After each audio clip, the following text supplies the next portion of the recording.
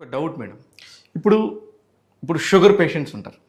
ఇప్పుడు మనలో దాదాపు ఇప్పుడు మన ఇండియాలో తీసుకుంటే కనుక చాలా major portion sugar and BP patients ఉంటారు. అవునండి. వీళ్ళకి సంబంధించిన గట్టు ఎవరికి సంబంధించిన గట్టు అయినా ఒకటే, కానీ వాళ్ళకి సపరేట్గా పర్టికులర్గా ఈ గట్టుకు సంబంధించి మీరు ఇచ్చే నిబంధనలు ఏంటి?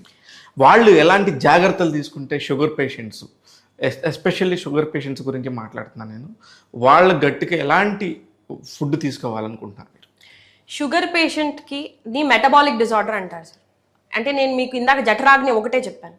అగ్నికి ఇంకా సెల్ లెవెల్లో కూడా మెటబాలిజం అనేది జరుగుతుంది. ఎలా అయితే ఫుడ్ తీసుకోగానే దాని ఎనర్జీ ఫామ్లోకి మారాలో అక్కడ కూడా ఒక రకమైన అగ్ని అవసరం. సో ఈ డయాబెటీస్ అనేది మేజర్గా అగ్ని వల్ల వచ్చే ఇంబ్యాలెన్స్. ఓకే. ఆమదోషము, అగ్ని, ఈ రెండు ఇంబ్యాలెన్స్ వల్ల వచ్చే ప్రాబ్లం ఎక్కువగా డయాబెటీస్లోకి మనకి ఇండికేట్ అవుతుంది. సో వాళ్ళకి ముందు ఆమదోషం క్లియర్ చేయాలండి, ఆ తర్వాత ఆ అగ్నిని మళ్ళీ రీస్టిమ్యులేట్ చేయాలి. అంటే వాళ్ళ తత్వానికి ఎంత అగ్ని ఉండాలో ఆ అగ్నికి మళ్ళీ తీసుకురావాలి. అప్పుడే మెటబాలిక్ డిజార్డర్ అనేది తగ్గుతుంది. కానీ ఈ లోపల వీళ్ళు ఇప్పుడు కొంతమందికి వీట్ పడదు వాళ్ళ తినే కండిషన్ బట్టి, అప్పుడు వీట్ ఆపమని చెప్తాం. ఎందుకంటే ఇది మీకు అర్థమైపోతుంది, అది తత్వం బట్టి తెలుసు. అదే పల్స్ దాన్ని బట్టి చెప్తాం. ఇప్పుడు కొంతమందికి కాఫీ వద్దంటాం సార్. కాఫీ మేజర్ గా మేము చెప్పే దాంట్లో ఎక్కువ వద్దంటాం, ఎందుకంటే అదొక స్టిమ్యులేటర్. అది కూడా వెళ్ళి గట్ ని ఈజీగా స్టిమ్యులేట్ చేసేస్తాం. కానీ మేము వాత పిత్త తత్వం వాళ్ళకే ఎక్కువ వద్దంటాం.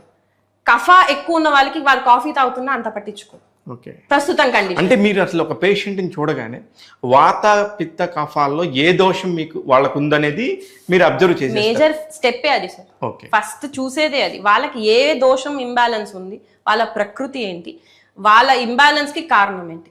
ఎందుకంటే ఎక్స్టర్నల్ ఎన్విరాన్మెంట్ ఎక్కువగా, అంటే బయట ఉండేది మనకి ఇంటర్ఫియర్ అయ్యే ఛానల్ గట్ కాబట్టి ఫస్ట్ చెక్ చేసేది గట్లో వీళ్ళకి అంతా కరెక్ట్ గా ఉందా లేదా ఏదైనా ఇంటర్ఫియరెన్సెస్ ఉన్నాయి. అందుకని ఫస్ట్ కరెక్షన్ ఇక్కడ చేస్తే అసలు గట్ లో ప్రాబ్లం ఉంది అనే సంగతి మీకు ఫస్ట్ ఎట్లా తెలిసింది మేడం?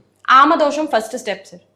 అది అంటే పట్టుకోగానే మీరు నాడి చూడగానే మీరు చెప్పేస్తారు, తెలిసిపోతుందండి. ఓకే. ఆమదోషం ఉంటే మనకి నెక్స్ట్ అంటే మేము టోటల్ గా 7 లెవెల్స్ లో చూస్తామండి నాడి. ఆమదోషం ఉన్నవాడికి 3-4 మించి అసలు మనకి పల్స్ అనేది పాల్పేట్ అవ్వదు. ఓకే. మనకి అసలు అది బయటికి రాదు. సో ఫస్ట్ క్లియర్ చేస్తాం, డీటాక్స్ చేసాకే ఫర్దర్కి వెళ్ళగలుగుతాం. ఓకే.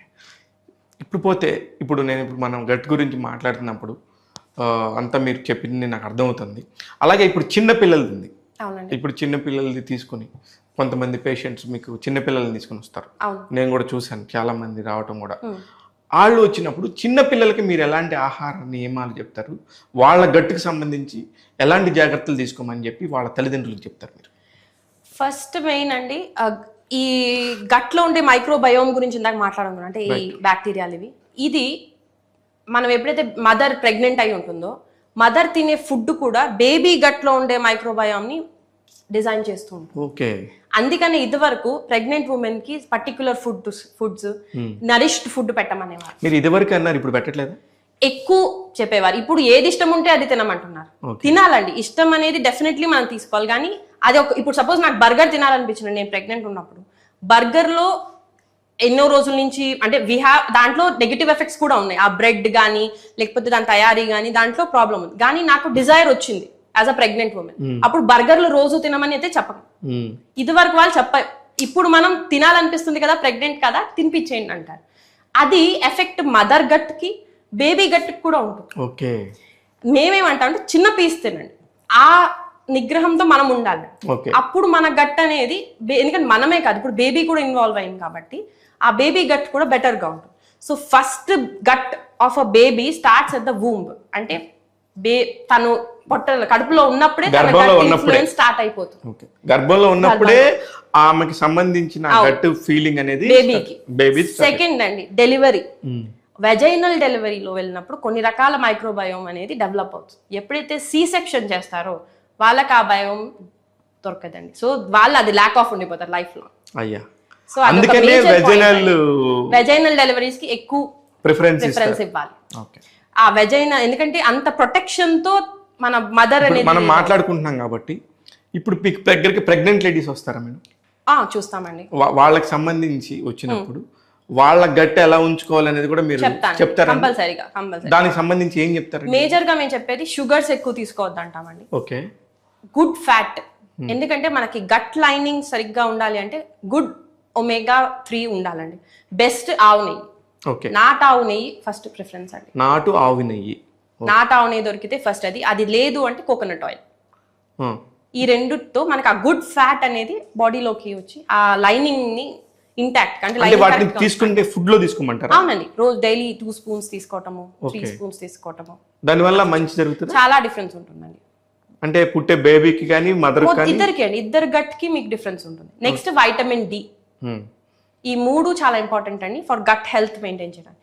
ఇవి కాకుండా కొన్ని ప్రోబయోటిక్స్ అండ్ ప్రీబయోటిక్స్ అంటారు. అంటే ఇదివరకు మనకి పికిల్స్ పెట్టేవారు, ఆవకాయ అదే బేస్ మీద వచ్చినదండి. ఇప్పుడు అది మాడిఫై అయిపోతుంది రోజు రోజుకి. కానీ ఇదివరకు మెంతులు ఎక్కువ వేసి దాన్ని ప్రిపేర్ చేసి ఇప్పుడు ఆవకాయని తీసుకెళ్లి ఫ్రిడ్జ్ లో పెడుతున్నారు. అవును, ఫ్రెష్ గా ఉంటుందని. అసలు మనం ఆవకాయ పెట్టిందే ఆ ఫర్మెంట్ అయ్యి ఆ గుడ్ బ్యాక్టీరియా రావటానికి. ఫ్రిడ్జ్ లో పెట్టగానే అదేం ఉండదు, విటమిన్ లెవెల్స్ పెరుగుతాయి అంతే. కానీ అందరు చూడండి, ఎవరు ఫ్రిడ్జ్ లో చూసిన ఆవకాయలు కిలోలు. కాన్సెప్ట్ ఆఫ్ పికిల్ మారిపోయినట్టే. సో ఇవన్నీ ఉండేదండి మనకి. ఇవన్నీ కూడా బేబీకి ప్రొటెక్షన్, మదర్ కి బేబీకి ఇవి మేము అడ్వైస్ చేస్తామండి. Third important thing breast milk, అమ్మ పాలు. ఆ పాల్లో వచ్చే ఇమ్యూన్ అనుకోండి, లేదా ఇమ్యూన్ గ్లోబ్యులిన్స్ అనుకోండి, లేదా ఆ ఇమ్యూనిటీ అనేది ఇంకా మళ్ళీ ఎప్పుడు రాదండి. అది మన గట్ లైనింగ్ కి బాగా పనిచేస్తుంది. ఇదంతా ఇప్పుడు మీరు చెప్తుందంతా కూడా గర్భంలో ఉన్న శిశువు దగ్గర నుంచి 3 సంవత్సరాల అదే బేబీ 3 సంవత్సరాల బేబీ దాకా చెప్పారు. 3 నుంచి ఒక 10 ఏళ్ళ కాదండి, నేను ఇంకా 6 months లోనే ఉన్నా. ఓకే, 6 నెలల వరకు మదర్ మిల్క్ వస్తుంది. సో ఈ 3 కనుక జరిగితే వాళ్ళకి ఒక రకమైన గట్ లైనింగ్ అనేది తయారవుతుంది. ఇంకా అప్పటికి గట్ బ్యాక్టీరియా స్టార్ట్ అవ్వదండి, చాలా తక్కువ ఉంటాయి. ఇప్పుడు చాలా మందికి మదర్ ఫీడ్ దొరకదు. మదర్కి మధ్య నేను కూడా గమనిస్తే పాలు ఉండట్లేదు, మదర్ పాలు ఇవ్వటానికి కుదరదు, వాళ్ళ దగ్గర లేదు. అలాంటప్పుడు ఏం చేస్తారు? ఆప్షన్ ఏం లేదండి వాళ్ళకి. డెఫినెట్లీ వాళ్ళు డాక్టర్స్ ఏం చెప్తారండి, మీకు ఫార్ములా మిల్క్స్ ఇవన్నీ వచ్చేస్తాయి. కానీ వాళ్ళకి డిఫరెన్స్ అనేది ఉంటుంది. సో మదర్ మిల్క్ తీసుకున్న వాళ్ళకి వీళ్ళకి ఎప్పుడు డిఫరెన్స్ ఉంటుంది. కానీ ఇప్పుడు కొలెస్ట్రామ్ అని మనకి బయట అవైలబిలిటీ వస్తుందండి, అంటే బొవైన్ కొలెస్ట్రామ్ అంటారు, అంటే కౌ మిల్క్ నుంచి చేసింది. అది కొంత హెల్ప్ చేస్తుంది, కానీ ఆ డెఫిషియన్సీ ఉంటుందండి.